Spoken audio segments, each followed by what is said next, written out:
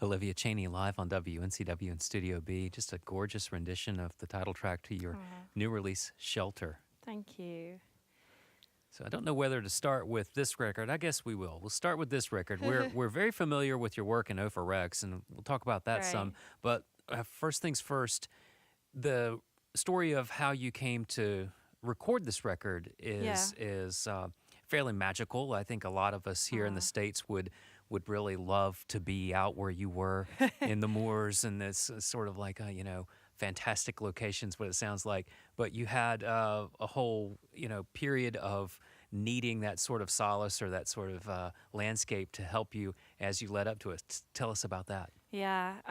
Well, you've put it better than I probably can, but I definitely needed some kind of peace and isolation. I think isolation can sound like a negative word, but I think in the age we live in of our smartphones and emails and social media and all that stuff, it's like you can just get a bit crowded in your brain, I find.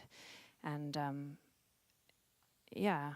like when you want to go kind of deep within yourself as any kind of artist trying to make anything poetic, I think sometimes you need to shut out all those other voices. So that's kind of what I was trying to do. And it worked. But it, of course, as with anything creative, it never goes quite the way you think. So I knew it would be challenging, but it was challenging in different ways. And I did spend quite a lot of time just being quite kind of scared of the dark and being out there on my own. And I don't even have a driving license, which I'm sure to your listeners is like just extraordinary. And so I was really like, once I got a lift out there each time, I would just be there. And it just really felt like I was fending for myself and just lighting fires and doing a bit of cooking and probably drinking a bit too much wine each night and just plugging away. And I don't have any formula for how I write, really. Every song I write comes in a different way, and so that's quite tough because you haven't got anything to like rely on. But at its best, it meant that when ideas fell into place, they kind of felt really clear and certain and just what I was hoping for, really. And this was a family cottage, so you've got a lot of history in this area. Yeah, I mean, we don't actually own it because my family are not rich, but we look after it, inverted commas, because over in the UK, there's still remnants of like a feudal system. So literally, a lord owns the land, and but they're very nice people, and they have, the land is rented out to farmers and to like gamekeepers, and they have shoots and stuff. So it's very old fashioned, especially up in that part of England. But they have all these ancient properties. A lot of them are just ruins now. And but they let people look after them to stop them from totally falling down. Our one is like on the edge of falling down. Like sometimes at night there would just be like crumbling kind of rocks at the ceiling. So yeah, it was I suppose a little bit more vulnerable feeling than I expected being out there, but that was great. I think I only really rise to a challenge. I need to always have pressure, put pressure on myself.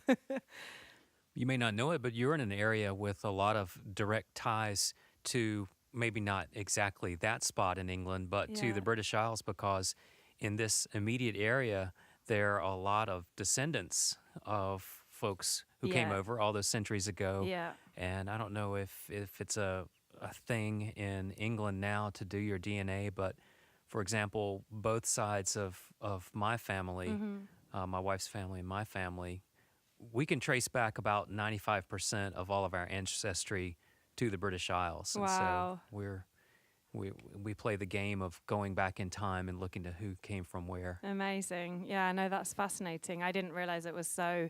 I know more like even just seeing that stunning photo of Doc Watson over there and kind of, knowing a little bit about the musical culture here. But in terms, and that's, I mean, with folk music, I don't actually regard myself as, in any strict sense, a folk musician, but I love folk music from kind of all over, and it's certainly one huge source of inspiration in my writing, and I love singing trad songs as well, but I don't regard it as like the only thing I do, or but that in terms of my kind of ongoing relationship with the States, it's like that's obviously a cultural, like there's an amazing exchange that has been going on for hundreds of years as well. So that's nice to know being here.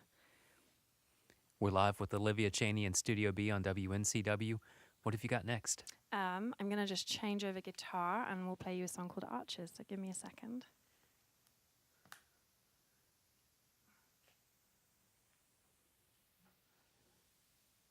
Olivia Chaney tonight at the Grey Eagle 8 o'clock show, and that is a seated show. Thomas Kozak and the Poets, I think, are slated to open, if I'm reading that correctly.